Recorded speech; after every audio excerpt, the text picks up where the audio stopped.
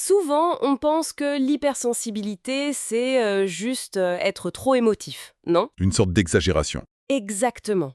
Mais les documents qu'on explore aujourd'hui, comme ces extraits de l'hypersensibilité, traits, sciences et stratégies de vie, montrent autre chose. Oui, il parle d'un fonctionnement neuropsychologique spécifique.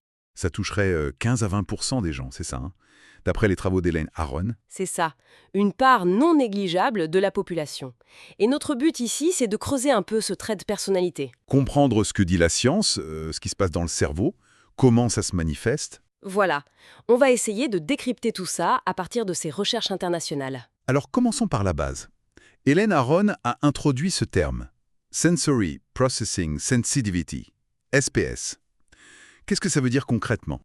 En gros, elle a identifié 4 caractéristiques principales. La première, c'est une profondeur de traitement. Profondeur de traitement. C'est-à-dire? Ça veut dire que l'information est analysée plus en détail. Une conversation, une image, même une ambiance, tout est passé au crible, disons. D'accord. Et ensuite? Ensuite, il y a une tendance à l'hyperstimulation. Le cerveau est plus vite submergé par les stimuli. Trop de bruit, trop de monde, trop d'infos. Ah oui, ça explique la fatigue dans certaines situations. Et les deux autres points? Plus liés aux émotions? Tout à fait. Le troisième pilier, c'est une forte réactivité émotionnelle. Et ça va souvent avec une grande empathie. Les émotions sont vécues plus intensément? Les positives comme les négatives? Exactement. Et il y a cette capacité à capter, à ressentir très fort les émotions des autres. C'est souvent ça qu'on voit de l'extérieur, cette résonance. Et ce n'est pas juste une impression dans la tête. La science nous dit qu'il y a des différences observables dans le cerveau. Oui, absolument. L'imagerie cérébrale, l'IRMF notamment, montre une activité différente. Par exemple, les travaux de Bianca Acevedo pointent vers une amygdale plus réactive. L'amygdale, le centre d'alerte et des émotions. C'est ça, comme si le thermostat était réglé un peu plus sensible aux signaux émotionnels ou potentiellement menaçants. C'est fascinant cette base biologique. Et il y a d'autres zones cérébrales impliquées, vous parliez de l'insula. Oui, l'insula, elle est liée à la conscience de nos états internes, faim, fatigue, bien-être, mais aussi l'intuition. Chez les hypersensibles, elle serait souvent plus active. Un genre de baromètre intérieur plus fin, quoi. Et le cortex préfrontal médian. Lui, il est associé à la réflexion profonde, la planification, le sens moral. Son activité plus intense pourrait expliquer cette tendance à beaucoup réfléchir, parfois à ruminer, mais aussi une pensée plus complexe, plus nuancée. Un point essentiel sur lequel les sources insistent, à faire la différence entre ce trait et une maladie mentale. Fondamentale. L'hypersensibilité n'est pas un trouble psy, comme l'anxiété ou la dépression. C'est un trait de tempérament. Mais ça peut fragiliser. Oui, cette sensibilité peut rendre plus vulnérable si l'environnement est difficile, stressant. Mais, et c'est très intéressant, il y a ce concept de plasticité différentielle de Michael Plus. C'est-à-dire? Ça veut dire que la sensibilité marche dans les deux sens. Plus sensible au négatif, oui, mais aussi plus réceptif au positif. Aux environnements soutenants, aux thérapies, c'est un potentiel de résilience important. Donc sensibilité à double tranchant, comment ça se manifeste au jour le jour, ces particularités? Les défis sont réels, j'imagine. Oui, souvent. On peut distinguer plusieurs dimensions. La dimension sensorielle, réagir fort au bruit et aux lumières. Émotionnelle, l'intensité des ressentis. Cognitive, la pensée qui part dans tous les sens, l'analyse fine.